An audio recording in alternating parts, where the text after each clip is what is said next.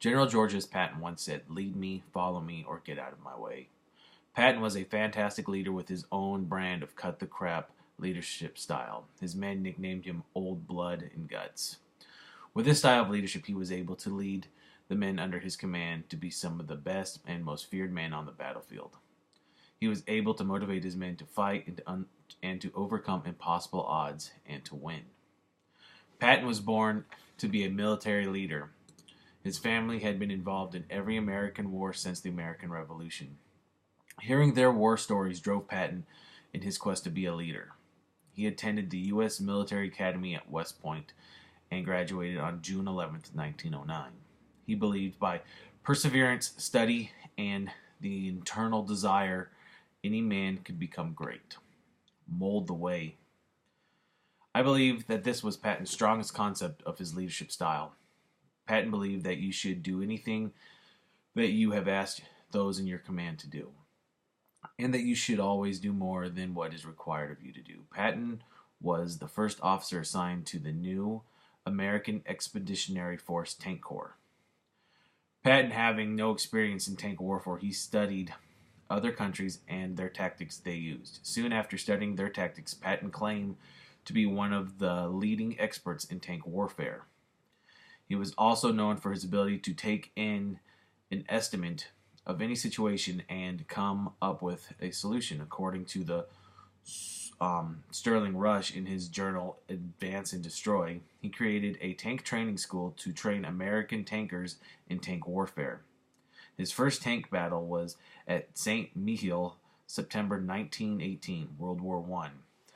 After World War I, Patton had held several different positions in the tank unit, and by the time the country started to rearm itself in 1940, he had been promoted to colonel. Inspire a shared vision. In 1943, the United States had not won a major battle against the Nazi-led forces. Patton inspired his men through a shared vision of victory.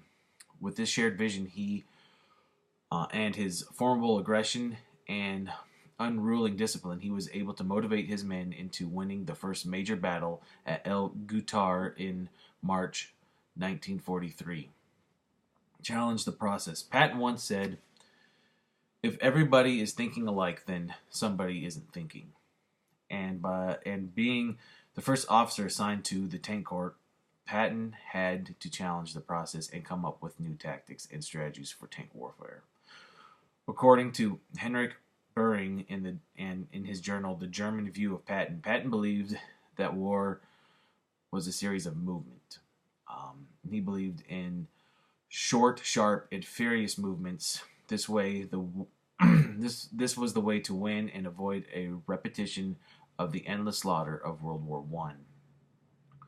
With these new tactics, he was able to create one of the most feared units in World War II, capturing over 10,000 square miles of Nazi Germany. Enable others to act. As a military leader, or a leader for any other organization, you are not always going to have the time to walk someone through a task that you just gave them. Patton believed that you should never tell people on how to do things. You should tell them what they need to do, and they will surprise you with their ingenuity. By doing this, he was able to let others act, which lightened his workload and gave his men experience in problem solving. Also, by enabling his men to act, he built teamwork within his unit. His men counted on each other to complete the task that he had passed down.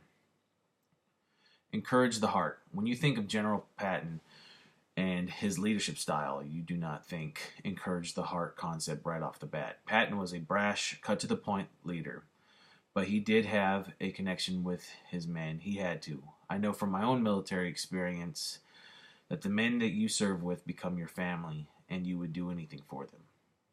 On December 9th, 1945, Patton was injured in a car crash. He suffered a broken neck and died 12 days later. Because of his connection to his men, Patton's body was buried in Luxembourg American Cemetery, surrounded by his fallen men. General Patton was not the world's greatest leader, and at times he could be very critical and cruel to the men that he led. But for the time and the circumstances, he was the leader they needed. He was the one that placed fear into the enemy. He was the one that could motivate them and keep them in the fight. and he was the one that was going to bring them back home. This was my presentation on General George S. Patton, and thank you for listening.